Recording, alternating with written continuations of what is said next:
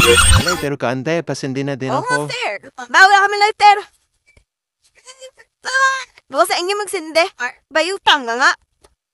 Libre lighter pa, libre sindi pa. May load ka? Oo, ulit-ulit. Aba, ay oo naman ang tingin mo sa akin, mahirap. Hindi ako nawawala ng load. Ay, di ikaw na, ante. Hindi ako nawawala ng load. Mayaman ako. Watangin ko muna ta, bawas ko na po bayaran. Aroy, Bon. Ah? Sensya ka na, Bon. Ako gapautang ng mga taong dito nagabilis. Dalawa marbles. Puro buo kasi ang pera ko ay. Sus, huwag mo akong lukoy. Gusto mo lang magpabariya. O sige, kaya na itong 1,000 mo ha.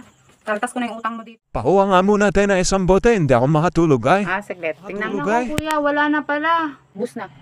Ray, grabe tayo, ayaw mo lang yata magpautang ay. Dami na tayo sa Pasok ka dito, tingnan mo yung rag ko. Tingnan mo sa akin. Po ni Mama, smile daw po Nga. before you open. Grabe naman pagka-bully ko, parang ayaw namang ipakita. Ate, bakit ris lang to? Tempira ko. Ayaw mo. Pitte nga kasi yun, te. Inaltas ko na.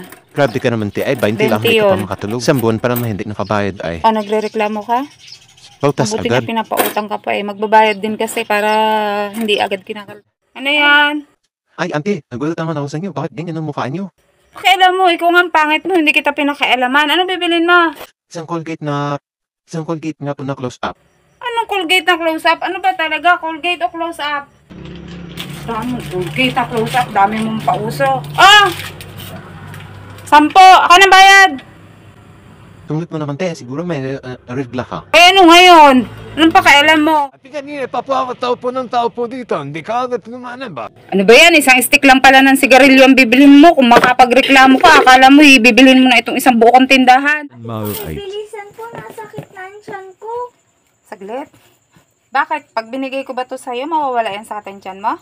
Opo. Oh, ayan. Ang binili mo, natataranta tuloy ako.